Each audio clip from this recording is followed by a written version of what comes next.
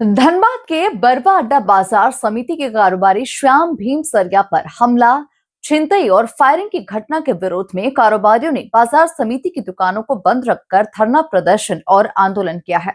जहां लगातार बढ़ रही आपराधिक घटनाओं को लेकर कारोबारी जगत में आक्रोश बढ़ता ही जा रहा है।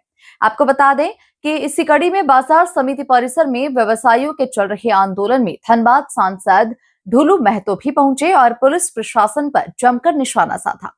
उन्होंने कहा कि धनबाद की पुलिस प्रशासन पूरी तरह से भ्रष्टाचार में डूबी हुई है, व्यापारियों की सुरक्षा देने में पूरी तरह से असफल साबित हो रही है। सांसद महतो ने कारोबारी श्याम भीम सरिया पर हुए हमले और लगभग 4 लाख रुपए की लूट को गंभीर घटना बताते हुए कहा कि अपराधियों की गिरफ्तारी और लूटे गए पैसे की बरामदगी 48 घंटे के भीतर होना चाहिए। उन्होंने चेतावनी दी है कि यदि कोई कार्रवाई नहीं होती है तो व्यापारी सड़क पर उतरकर उग्र आंदोलन करेंगे और उस आंदोलन में वो सबसे आगे खड़े रहेंगे। सांसद ने यह भी दावा किया है कि जिले के सभी 55 चैम्बर संगठन हड़ताल पर जाने को तैयार है। उन्होंने पुलिस प्रशासन को चेतावनी देते हुए कहा कि अब व्यापारी चुप रहने वाले नहीं, प्रशासन को जवाब देना होगा। ये जो घटना कल की घटी है, सबसे पहले इस पर अपनी प्रतिक्रिया चाहेंगे, उसके व्यवसायियों को आपकी तरफ से किस तरह का सहयोग मिलेगा ये जानना चाहेंगे। देखिए, कल का जो श्याम भीम सरिया जी के पर जो घटना घटी है ये बहुत निंदनीय है। हमें लगता है कि ये थाना बगल में ही था, थाना तो यहाँ से चला गया, जबकि लगातार हमारे जितने व्यापारी संघ के हमारे अध्यक्ष हैं बड़े भाई चेतन गोयलका जी और इनके नेतृत्व में जितने कमेटी के लोग हैं, सारे लोगों के द्वारा एक लगातार मांग उठता रहा था कि यहाँ से थाना लेके यहाँ ओपी एक स्थापित किया जाए। मगर जिला प्रशासन के पास, राज्य सरकार के पास सारे लोगों को लिखित, मौखिक, व्यक्तिगत रूप से मिलकर बात करने के बाद भी इस पर निर्णय नहीं लिया गया, जबकि पूरे धनबाद जिला का जितना भी खदान आपूर्ति यहीं से होता है, यहीं से सारा सामग्री जाता है और ऐसे जगहों को सुरक्षा नहीं मिले तो सुरक्षा किसको मिलेगा।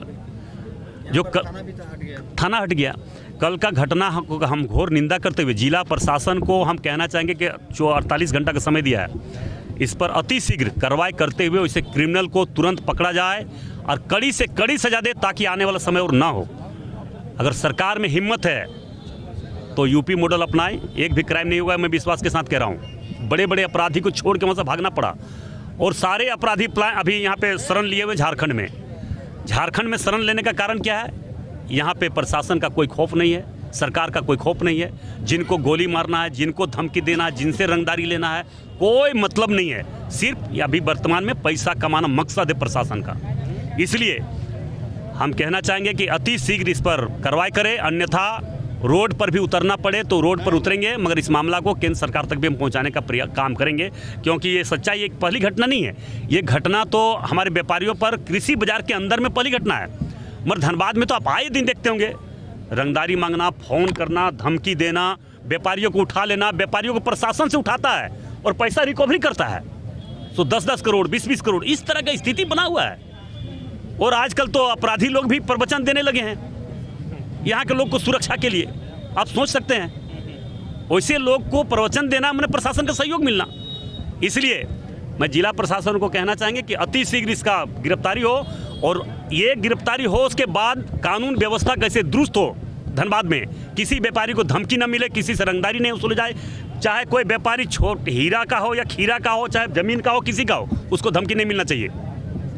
यहाँ पे आधे गुंडे लोग तो जो व्यापारी लोग उनसे पार्टनर जबरन बनवाता है, नहीं तो उस पर गोली चला देता है, केस झूठा मुकदमा करवा देता है, जेल भेजवाया